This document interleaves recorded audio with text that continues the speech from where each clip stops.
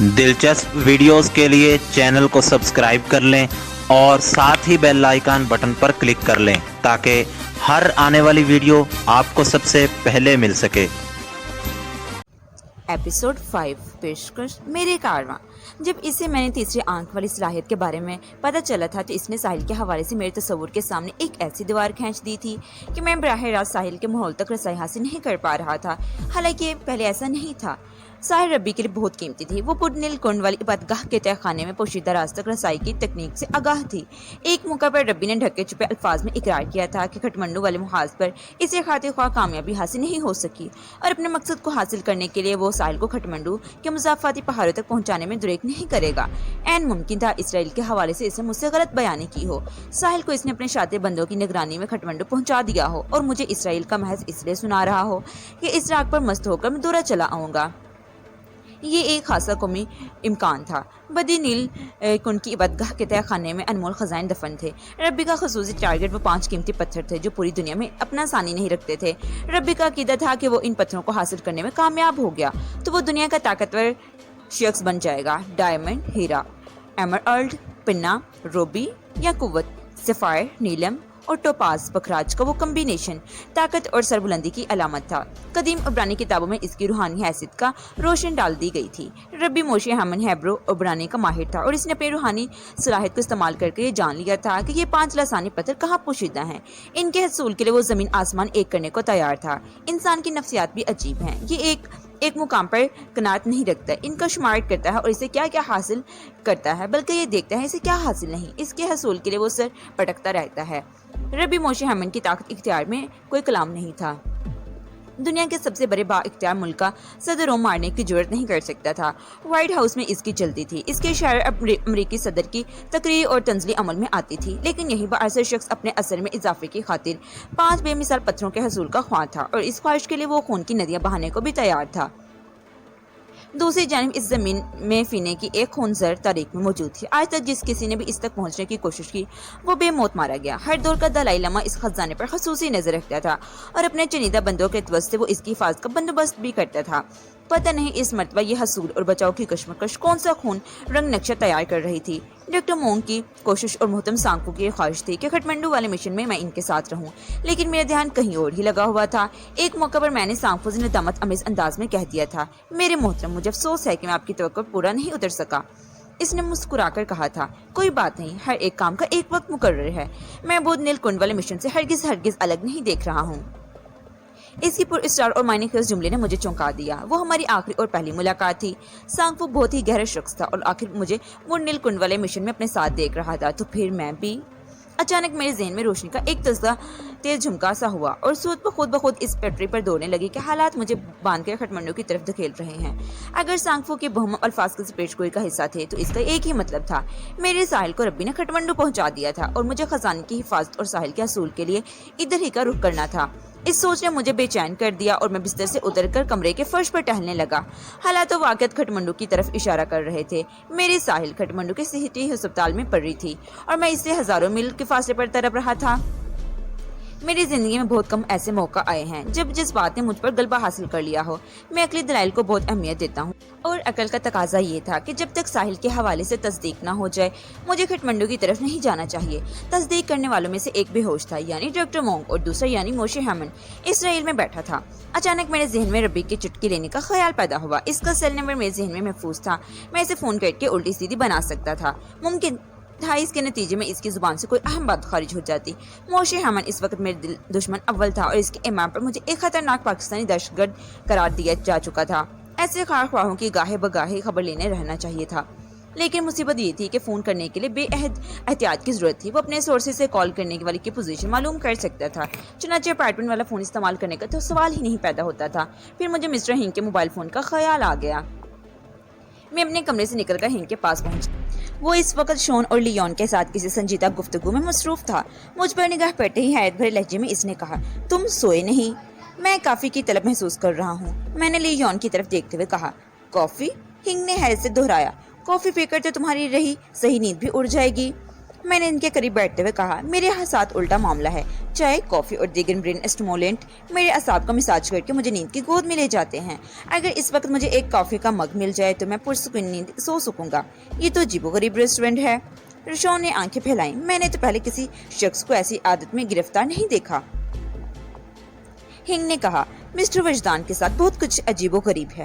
بہرحال پھر وہ لیون کی طرف متوجہ ہوتے ہوئے بولا وجدان کے لیے ایک مگ کا کافی بنا دی جائے. شور. وہ زیر لب مسکراتے ہوئے اٹھ کر کھڑی ہو گئی. میں ابھی بنا کر لاتی ہوں. لیون کمرے سے نکل گئی تو ہنگ نے مجھ سے استفسار کیا تمہارے ساتھی کا کیا حال ہے؟ اس کا اشارہ وسیم کی جانب تھا. میں نے کہا مزے سے سو رہا ہے. تمہیں اسرائیل جانا ہے یا کھٹمنڈو اس کا فیصلہ تو کل ہو جائے گا، لیکن ایک بات طے ہے وسیم 8-10 دن کے لیے یہیں آرام کرے گا. جب تک یہ ٹھیک ہو جاتا ہے میں بآسانی تمہاری ہدایت کے مطابق اس کے ڈاکومنٹس تیار کروا لوں گا. وسیم کے ڈاکومنٹس تو بعد میں تیار ہوتے رہیں گے، میں نے ٹھوس لہجے میں کہا، لیکن میں اپنی روانگی کا فیصلہ سوچ شروع ہونے سے پہلے کرنا چاہتا ہوں. وہ کیسے؟ ہنگ نے چونکتے ہوئے لہجے میں کہا. شون بھی الجھی ہوئی نظر سے مجھے تکنے لگا. ہنگ جس طرح شون کے سامنے مجھے وجدان کہہ کر مخاطب کر رہا تھا اور میرے کسی کیس کو جتنی آزادی سے ڈسکس کر رہا تھا، اس سے یہی ثابت ہوا کہ شون اور لیون اس کے بااعتماد اور قابل بھروسہ ساتھی تھے. میں نے ہنگ کے سوال کے جواب میں کہا وہ ایسے کہ مجھے اس وقت ربی کو ایک کال کرنا ہوگی اور اس کے لیے مجھے ایک ایسے فون کی ضرورت ہوگی جس کی ٹریسنگ کا خدشہ موجود نہ ہو. ہنگ نے گمگیر لہجے میں کہا اس اپارٹمنٹ والے فون کا رسک نہیں لیا جا سکتا. میں بھی اس کا مشورہ نہیں دوں گا. میں نے کہا. ہنگ نے پوچھا تمہارے ذہن میں کوئی آئیڈیا ہے؟ میں تمہارے سیل کے بارے میں سوچ رہا ہوں. اوہ. اس کے لبوں سے تعصب بھری سانس خارج ہوئی. کیوں، کوئی پرابلم ہے؟ نہیں، وہ الجھن زدہ انداز میں بولا. لیکن اس کال کے بعد مجھے سیل کو آف رکھنا ہوگا، ورنہ میں اس سیل کی بات کر رہا ہوں جو آلریڈی آف ہے. میں نے اس کی بات پوری ہونے سے پہلے ہی کہہ دیا. وہ سیل جس کی چوری کی تم رپورٹ درج کروانے والے ہو، جسے گمشدہ شارلٹ کی رپورٹ درج کرائی تھی. اگر تمہارے گمشدہ سیل کو استعمال کر کے میں ربی کو ایک کال کر لوں گا تو اس سے کوئی فرق نہیں پڑے گا. تمہارا کیا خیال ہے؟ وہ متاثر ہوتے ہوئے بولا. تمہارے ذہن میں غضب کا خیال آیا ہے وجدان. میں تو اس سیل کو فراموش کیے بیٹھا تھا. واقعی اس سلسلے میں اس سیل کا استعمال انتہائی محفوظ ثابت ہوگا. گم ہو جانے والی اشیاء کو یوں فراموش نہیں کر دینا چاہیے مسٹر ہنگ. میں نے معنی خیز انداز میں کہا. پھر پوچھا کیا وہ موبائل اس وقت تمہارے پاس ہے؟ اس نے اس بات میں گردن ہلائی اور بولا اس کی بیٹری کریم ایل ختم تھی جب میں نے اسے آف کیا تھا. دیکھتا ہوں اب کیا پوزیشن ہے. اگر چارجر تمہارے پاس ہو تو سیل کو چارجنگ پر لگا دو. جب تک ہم بلکہ کافی پی کر فارغ ہوتا اس میں اتنی دیر چارجنگ ہو جائے گی میں ربی سے 1-2 باتیں کر سکوں. ہنگ نے مذکورہ سیل کو چارجنگ پر لگا دیا اور مجھ سے مخاطب ہوتے ہوئے بولا میرا مشورہ ہے کہ تم اپارٹمنٹ سے باہر جا کر سیل کو استعمال کرنا. ابھی 1-8 روز تمہیں یہاں پر قیام کرنا ہوگا. میں تمہارے مشورے کی حقیقت کو سمجھ رہا ہوں. میں نے مدبرانہ انداز میں کہا. یہ بات میرے ذہن میں بھی ہے، تم فکر نہ کرو. میں اس اپارٹمنٹ سے کچھ فاصلے پر جا کر ربی سے رابطہ کروں گا. اسی وقت لی جان میرے لیے کافی بنا لائی. میں مشورے کی روایت کا خیال کرتے ہوئے انہیں صلاح ماری، لیکن انہوں نے رات کے آخری پہر ایک سپ تک لینے سے انکار کر دیا. چنانچہ آئندہ 10 منٹ میں نے کافی کا مگ خالی کر دیا. اس دوران میں سیل کی بیٹری اتنی جان آ گئی تھی کہ میں بآسانی 5 منٹ تک ربی سے بات کر سکتا تھا. میرے باہر جانے کا مرحلہ آیا تو ہنگ لی یون کو اشارہ کیا، پھر مجھ سے مخاطب ہوتے ہوئے بولا تم لی یون کے ساتھ ان کی گاڑی میں جاؤ. لیون جہاں کے چپے چپے سے آگاہ رکھتی ہے. اپنا کام کرنے کے بعد تم واپس آ جانا. کسی عورت کے ساتھ سفر کرتے ہوئے تم زیادہ محفوظ رہو گے. میں نے ہنگ کے مشورے کو راست جانا اور لیون کے ساتھ اپارٹمنٹ سے باہر نکل آیا.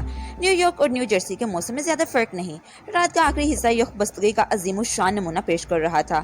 تاہم لیون کی گاڑی ایئر کنڈیشن تھی، لہٰذا ہم دونوں موسم کی غضبناکی سے محفوظ تھے.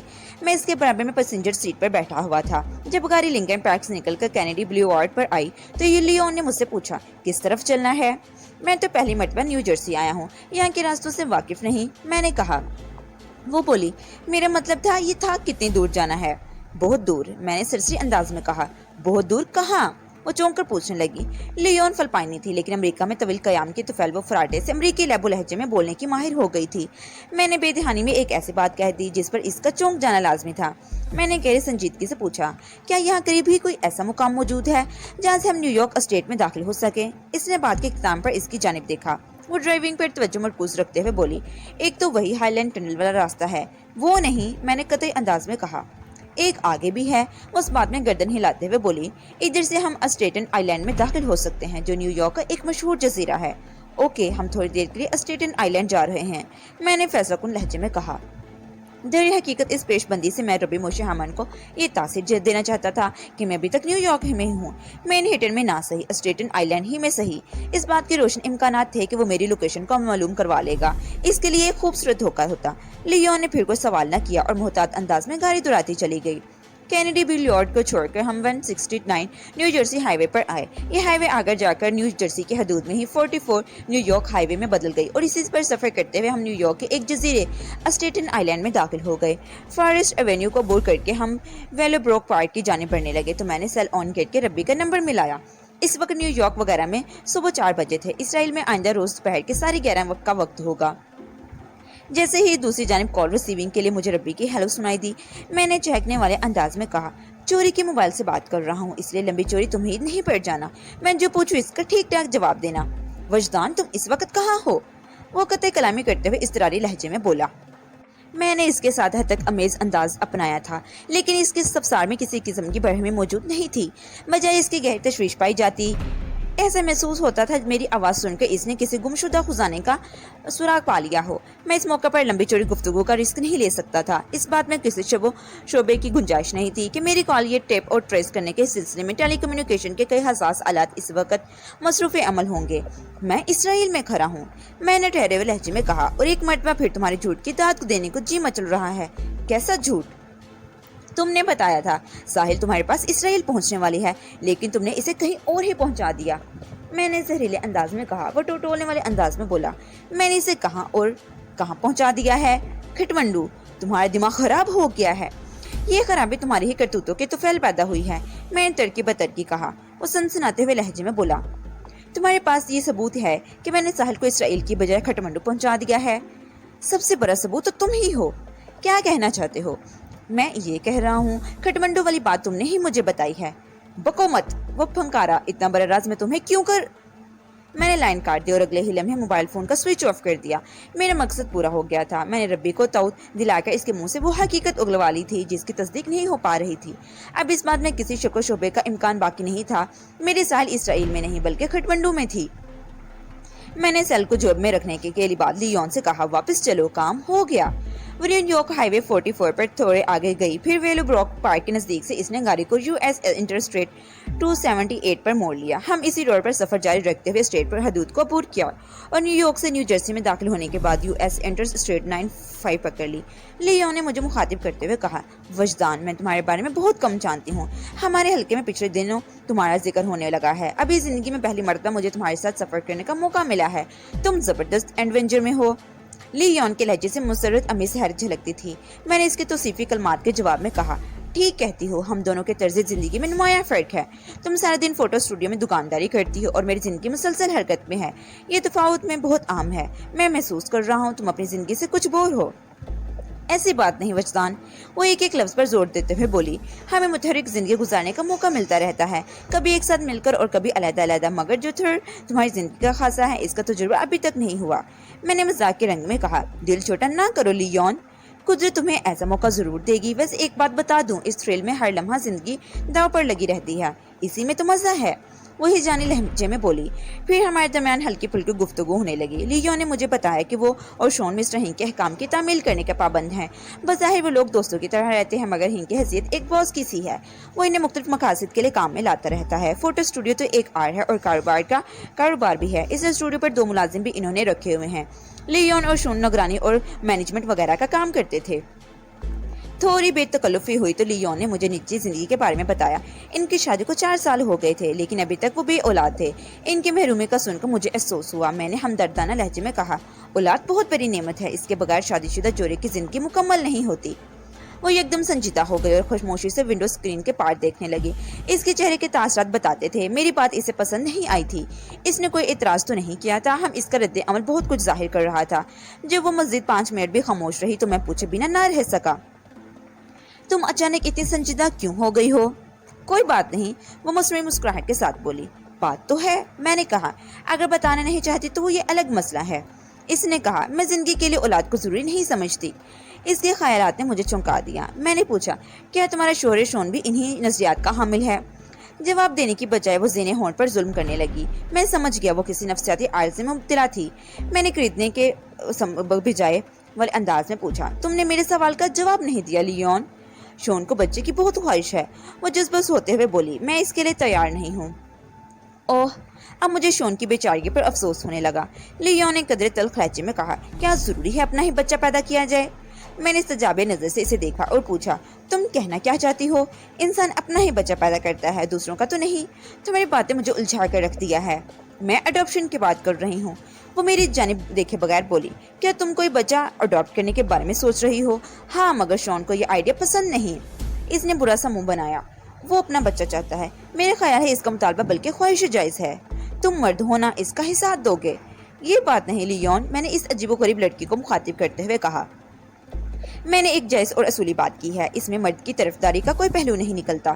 وہ طنزیہ لہجے میں بولی، تم شاید امریکہ کے بارے میں زیادہ نہیں جانتے۔ یہاں انوالنٹ بے بس بن چاہے بچے کا ریشو بہت زیادہ ہے۔ لاتعداد بچے لاوارثوں کی طرح مختلف فلاحی مراکز میں پلتے ہیں۔ اگر ہم وہاں سے بچہ کوئی اڈاپٹ کر لیں تو ایک انسان کو بہتر زندگی فراہم کر سکتے ہیں، ایک طرح سے نیکی کا کام بھی ہوگا۔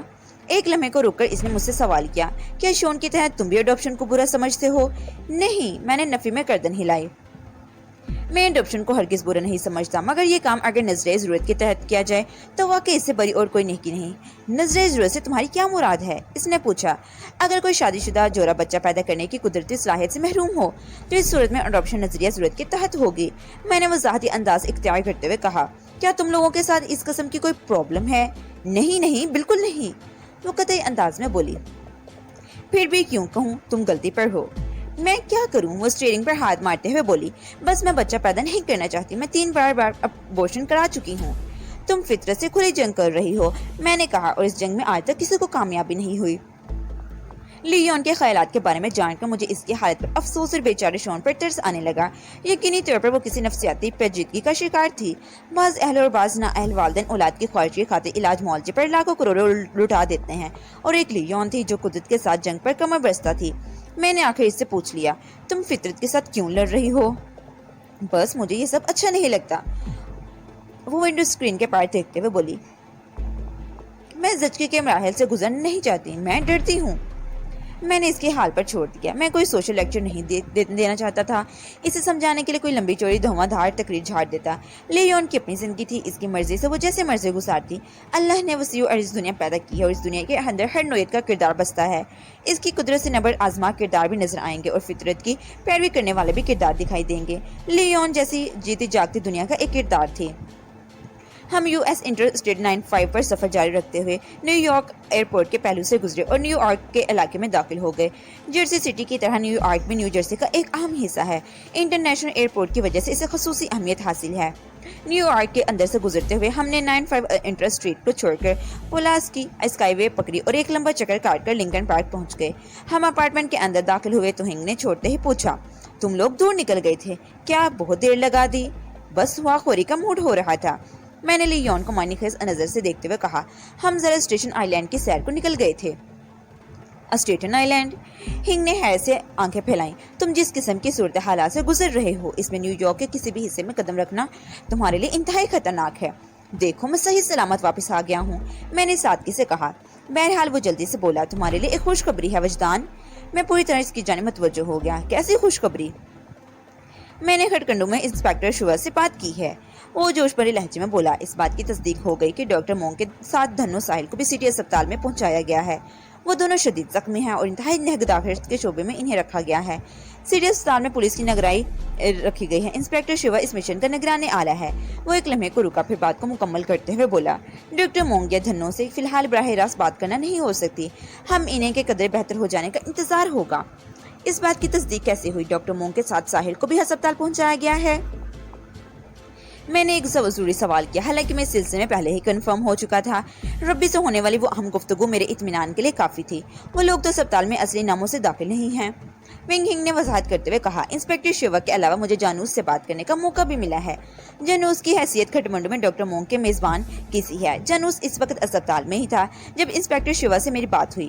جانوس نے تصدیق کی ہے کہ ڈاکٹر مونگ کے ساتھ جس لڑکی کو اسپتال پہنچایا گیا ہے، ماضی میں اس کا تعلق بدھ نیل کنڈ کی عبادتگاہ سے رہا ہے۔ وہ وہاں کے ایک بخشو کی بیٹی ہے۔ اوہ، میں نے ایک بوجھل سانس خارج کی۔ یہ تصدیق بڑی مستعد ہے۔ پھر میں نے ہنگ کو ربی سے ہونے والی گفتگو کے بارے میں بتایا اور کہا میں پہلی فرصت میں کھٹمنڈو جانا چاہوں گا. تم اس سلسلے میں کیا کر سکتے ہو مسٹر ہنگ؟ ہنگ نے شون کی طرف دیکھتے ہوئے کہا تم کل شام میں یعنی آنے والی شام کو یہاں سے روانہ ہونے والے ہو. ہم نے اس سلسلے میں ابتدائی پروگرام مرتب کر لیا ہے. باقی باتیں بھی طے کر لیے جائیں گی. میرے ڈاکومنٹس کا کیا ہوگا؟ میں نے اس کی بات کو پوری ہونے سے پہلے ہی پوچھ لیا. وہ بولا ڈاکومنٹس کا مسئلہ بھی حل کر لیا گیا ہے. تم شون کی I D per new Jersey سے کھٹمنڈو تک سفر کرو گے. شون کی آئی ڈی؟ میں نے چونک کر باری باری ہنگ اور شون کو دیکھا.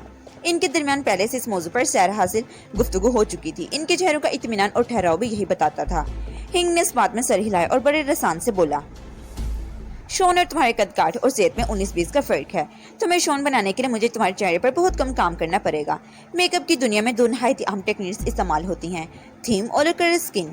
وہ ایک لمحے کو رکا، پھر بات کو آگے بڑھاتے ہوئے بولا تھیم والے ٹیکنیک میں پورے چہرے کو بدل کر رکھ دیا جاتا ہے، جبکہ کلر اسکن ایک مائنس قسم کا میک اپ ہے.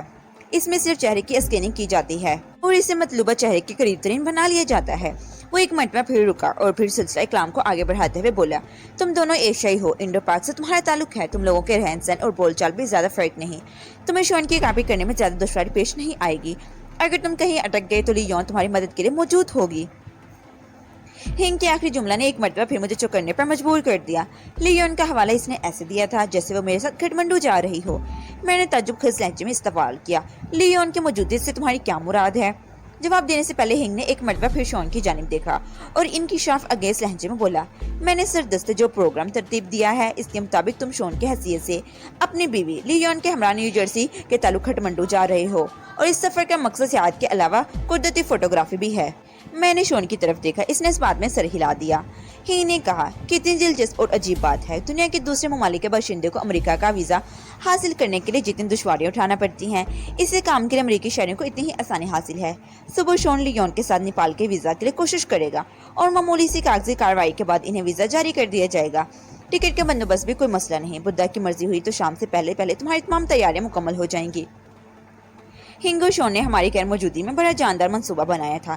میری طرح لیون کے لیے بھی یہ ایک انکشاف کی حیثیت رکھتا تھا، اس لیے میں نے اسے دریافت کیا. تم اس سلسلے میں کیا کہتی ہو لیون؟ میں بہت سنسنی محسوس کر رہی ہوں. وہ دونوں ہاتھوں کی مٹھیاں بھیجتے ہوئے بولے. ہنگ نے کہا یہ بھی کافی دنوں سے اسٹوڈیو میں بیٹھے بور ہو رہی تھی، اس بہانے سے اسے بھی ہاتھ پاؤں کھولنے کا موقع مل جائے گا. ہنگ نے ہاتھ پاؤں کھولنے کے الفاظ میں اس انداز میں ادا کیا تھا میں پوچھے بنا نہ رہ سکا کیا لیون یہاں ہاتھ پاؤں بند کیے بیٹھی تھی؟ تمہاری طرح یہ بھی مارشل آرٹس جانتی ہے. ہنگ نے ایک اور انکشاف کیا. میں تعریفی نظر سے لیون کو دیکھنے لگا. وہ بولی وجدان کسی مشن میں تمہارے ساتھ دیکھ کر مجھے بڑی خوشی ہوگی اور یہ میرے لیے ایک نیا تجربہ بھی ہوگا. وہ اور شون کا کیا ہوگا؟ بے ساختہ میرے منہ سے نکلا. میرے اس سوال کا اثر اس نے بہت مختلف لیا. تھوڑی دیر پہلے نیو یارک نے نیو جرسی کی طرف آتے ہوئے میرے اور لیون کے درمیان جس نوعیت کی گفتگو ہوئی تھی اس کے پیش نظر شون بیچارہ بہت مظلوم نظر آتا تھا. لیون نے غیر فطری رویہ بلکہ ضد نے شون کو ایک عذاب میں مبتلا کر رکھا تھا. ہر شوہر کی یہ خواہش ہوتی ہے کہ وہ باپ بنے اور ہر بیوی بھی یہی چاہتی ہے کہ وہ ماں بنے، لیکن ان دونوں میاں بیوی کا معاملہ الگ ہی تھا. لیون کسی بے آسرا اور بے سہارا بچے کی اڈاپشن کے لیے تیار تو تھی مگر اپنی کھوکھا ہری کرنے کے لیے تیار نہیں تھی. وہ ایک عجیب و غریب نفسیاتی خوف میں مبتلا تھی. اس موضوع پر ہمارے درمیان بڑی مختصر اور ادھوری بات ہوئی تھی. اب ہمیں ایک ساتھ چند دن گزارنے کا موقع مل رہا تھا. میں نے اپنے دل میں ٹھان لی کہ اس کی برین واشنگ ضرور کروں گا. اس نے اپنے ذہن میں جو خواہ کے اندیشے پال رکھے ہیں انہیں دور کر کے میں لیون کو شون کی طرف راغب کرنے کی کوشش کروں گا. سب نے چونکا میرے سوال کو جدا جدا تناظر میں محسوس کیا تھا، اس لیے ان کا جواب بھی ایک دوسرے سے مختلف تھا. لیون نے شرارت امیز لہجے میں کہا شون مجھ سے بے پناہ محبت کرتا ہے، یہ بے تابی سے میری واپسی کا انتظار کرے گا. ہنگ بولا میں نے فوٹو اسٹوڈیو سے اسے چند روز کے لیے چھٹی دے دی ہے. یہ پوری توجہ سے وسیم کی تیمارداری کرے گا. اسٹوڈیو کے معاملات کو ملازمین سنبھال لیں گے. وہ برسوں کے آزمائے ہوئے تجربہ کار ملازم ہے. جب تم مشن سے کامیاب لوٹو گے تو وسیم تمہیں صحت مند اور چاقو چوبند ملے گا. شون نے کہا وجدان لیون کا بہت خیال رکھنا، یہ ایک امانت طور پر تمہارے ساتھ جا رہی ہے. Don't worry. میں نے اس کا شانہ تھپ تھپایا. واپسی پر یہ تمہیں تمہارے سے زیادہ سدھری ہوئی ملے گی. میں اس کے دماغ کے ٹیڑھ نکالنے کی بھی کوشش کروں گا. یہ تمہاری امانت اور میری رہبر ہے. ہنگ نے ایک طویل جماہی لیتے ہوئے کہا باتیں بہت ہو چکی، اب نیندی پوری کرنی چاہیے. سب لوگ اچھے بچوں کی طرح اپنے بستر پر پہنچ جائیں.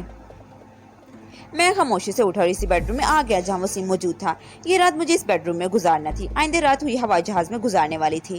ان لمحات میں شاید قدرت مجھ پر مہربان ہو گئی تھی. کوئی ایسا شخص جو NYPD اور FBI ورک مطلوب ہو وہ اتنی آسانی سے امریکہ چھوڑ کے کہیں اور نہیں جا سکتا جیسا بندوبست میرا ہو گیا تھا. ہنگ کی ذہانت اور تجربہ کاری کی داد دینی پڑے گی۔ اس نے لیون کے میرے ساتھ کر کے مشن کو ہر قسم کے خطرے سے پاک کر دیا تھا۔ شون اور لیون امریکن نیشنل تھے اور کئی مرتبہ امریکہ سے باہر دیگر ممالک کا سفر کر چکے تھے۔ امریکن نیشنل ہونے کا مطلب ہے حکومت اور قانون کی نظر میں معتبر ہونا۔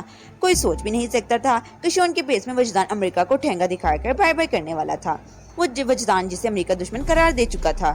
میں نے بستر پر لیٹنے سے پہلے وسیم کا جائزہ لیا اور اس کی طرف سے مطمئن ہونے کے بعد سونے کی تیاری کرنے لگا۔ میں نہیں جانتا تھا وسیم کو جب میرے پروگرام کا علم ہوگا تو وہ کیا رد عمل ظاہر کرے گا، لیکن یہ بات تحت میرے پروگرام میں کوئی تبدیلی ممکن نہیں تھی۔ میں نے سوچ لیا تھا نیو جرسی سے روانہ ہوتے وقت میں وسیم کے بارے میں ونگ ہنگ کو خصوصی ہدایات دے دوں گا۔ میں اس وقت نیند کے شدید غلبے میں تھا، جی چاہ رہا تھا آنکھیں بند کروں تو برسوں بعد بیدار ہوں۔ میں نے خود کو نیند کے حوالے سے اپنے ساحل کے تصور میں چمکایا اور تھرڈ آئی کے توسط سے اس تک رسائی حاصل کرنے کی کوشش کی۔ میری یہ کوشش ناکام ثابت ہوئی۔ وہ ربی کے قبضے میں تو نہیں رہی تھی، تاہم اس کی ڈالی ہوئی گرہ باقی تھی۔ ربی نے میرے تصور کے رحم ساحل کے آگے ایک ایسی دیوار کھڑی کر دی تھی کہ میرے تخیل کا پرندہ اس دیوار سے سار ٹکرا کر رہ جاتا۔ تھوڑی سی تصوراتی دوڑ دھوپ کے بعد واپس آ گیا۔ اس کے بعد میں نے تیسری آنکھ کے سامنے ڈاکٹر مونگ کے خد و خال کو اجاگر کیا اور اگلے لمحے اس کے ماحول میں پہنچ گیا۔ وہاں تک رسائی حاصل کرنے کے بعد ایک لمحے کی دیر ہوگی۔ ماحول میں داخل ہوتے ہی میں نے اس کے کمرے سے کسی کو نکلتے ہوئے دیکھا۔ میں نے یونیفارم سے پہچانا وہ کوئی نرس تھی۔ میں اس کا چہرہ نہیں دیکھ سکا تھا، اس لیے اس کا سراپا میری یادداشت میں محفوظ نہ ہو سکا، ورنہ میں اس کے ساتھ چیک کر کے کمرے سے باہر نکل جاتا۔ ممکن ہے وہ ڈاکٹر کو اٹینڈ کرنے کے بعد ساحل کی طرف جاتی، اس طرح میں ساحل کا دیدار کرنے میں کامیاب ہو جاتا، مگر ایسا نہیں ہو سکا تھا۔ میں ڈاکٹر والے کمرے ہی میں رہا اور اس کی کیفیت کو سمجھنے کی کوشش کرنے لگا۔ وہ اس وقت جاگ رہا تھا اور کھلی ہوئی آنکھوں سے کمرے کی چھت کو دیکھ رہا تھا۔ اس کے چہرے اور آنکھوں میں مجھے اطمینان اور اتفاق نظر آیا، جس سے مجھے اندازہ لگایا کہ فکر والی کوئی بات نہیں۔ میں اس کے پاس پہنچوں تو اپنے قدموں پر کھڑا ہو کر مجھ سے منانقہ کرے گا۔ مزید 5 منٹ تک سٹی اسپتال کھٹمنڈو کے کمرے میں رکنے کے بعد میں واپس لنکن پارک نیو جرسی کے اپارٹمنٹ میں حاضر ہو گیا۔ ساحل تک پہنچنے کا تصور بڑا سنسنی خیز تھا۔ یہ بھی عجیب اتفاق تھا کہ وہ پہلی مرتبہ مجھے کھٹمنڈو کے مضافات میں ملی تھی اور دوسری بار بھی کھٹمنڈو ہی ملنے والی تھی۔ میں نے کھٹمنڈو نیپال میں اچھا خاصا وقت گزارا تھا اور وہاں نہایت ہی سنگین اور پر اسرار واقعات سے میرا واسطہ پڑا تھا۔ اس وقت نیپال کے بارے میں سوچتے ہوئے کئی چہرے تصور کی نگاہ کے سامنے ڈوبنے ابھرنے لگے۔ ان میں دوستوں اور دشمنوں کے چہرے شامل تھے۔ انسپیکٹر اعظم خان، انسپیکٹر بریندیرا نے میرے ساتھ دیا تھا۔ شوبھا، بملہ، مایامتی اور نلگری کی یادیں بھی میرے ذہن میں تازہ تھیں۔ میں گوتم بوش، چانگلی اور ناگپال کی دشمنی کو بھی نہیں بھولا تھا۔ ان میں سے کئی افراد اب تک زندہ نہیں تھے اور جو زندہ تھے وہ پتہ نہیں کہاں کہاں بکھر چکے ہوں گے۔ نیپال اور وہاں کے لوگوں کے بارے میں سوچتے ہوئے اچانک میں نے محسوس کیا جیسے اس کمرے میں میرے اور وسیم کے علاوہ بھی کوئی موجود ہو۔ اس خیال کے ساتھ ہی میں نے بے ساختہ آنکھیں کھول دیں، لیکن اپنے اور وسیم کے سوا کسی کو نہ پایا۔ میرے محسوسات نے مجھے دھوکہ دیا تھا۔ نہیں، یہ دھوکہ نہیں تھا، وہاں بھی اور بھی موجود تھا۔ میں نے کمرے کے اس کے بدن کی مخصوص خوشبو کو محسوس کیا۔ میں اس خوشبو کو ہزاروں خوشبوؤں میں الگ پہچان سکتا تھا۔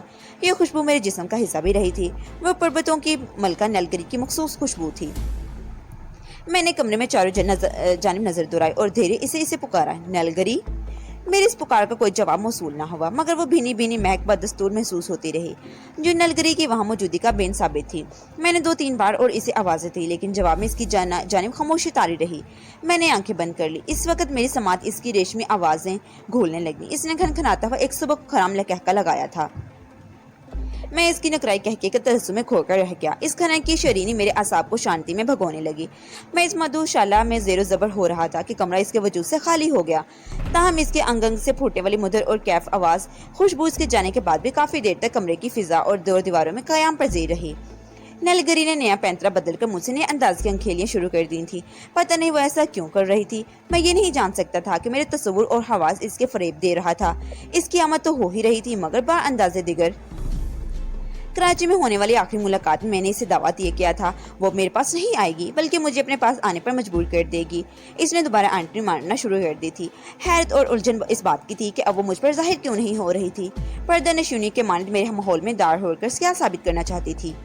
اچانک ایک خیال نے مجھ پر بری طرح چونکا دیا۔ میں امریکہ سے نیپال جانے والا تھا اور نیپال سے نلگری کا استحسان زیادہ دور نہیں تھا۔ کیا میں غیر محسوس انداز میں ملکہ کوہسار کے نزدیک جا رہا تھا؟ آئندہ روز 10 بجے کے قریب ہی میری آنکھ کھل گئی۔ وسیم مجھ سے پہلے بیدار ہو چکا تھا اور ایک تکیے سے ٹیک لگائے بیٹھا تھا۔ مجھ پر نظر پڑی تو وہ خفیف انداز میں مسکرایا۔ میں نے اس کی مسکراہٹ کا جواب مسکراہٹ سے دیا اور بستر چھوڑ دیا۔ تم ٹھیک تو ہو؟ میں نے قریب آ کر اس کے زخموں کا جائزہ لیتے ہوئے پوچھا۔ اس کا بایاں بازو اور دایاں پاؤں پٹیوں میں لپٹا ہوا تھا۔ وہ نکاہت بھرے لہجے میں بولا، پہلے سے بہت بہتر ہوں، بہت معمولی درد محسوس ہو رہا ہے۔ یہ میری مرہم پٹی کس نے کی ہے؟ رات جب لیون ایک نرس کا رول ادا کر رہی تھی تو وسیم نیم بے ہوش تھا۔ وہ نہیں جانتا تھا اس سے کس قسم کا میڈیکل ٹریٹمنٹ دیا گیا ہے۔ میں نے اس کے سوال کا جواب دینے سے پہلے سوال کیا۔ ایپیسوڈ 5 کا اختتام یہیں پر ہوتا ہے۔ ایپیسوڈ 6 دیکھنے کے لیے آگے سماعت فرمائیں۔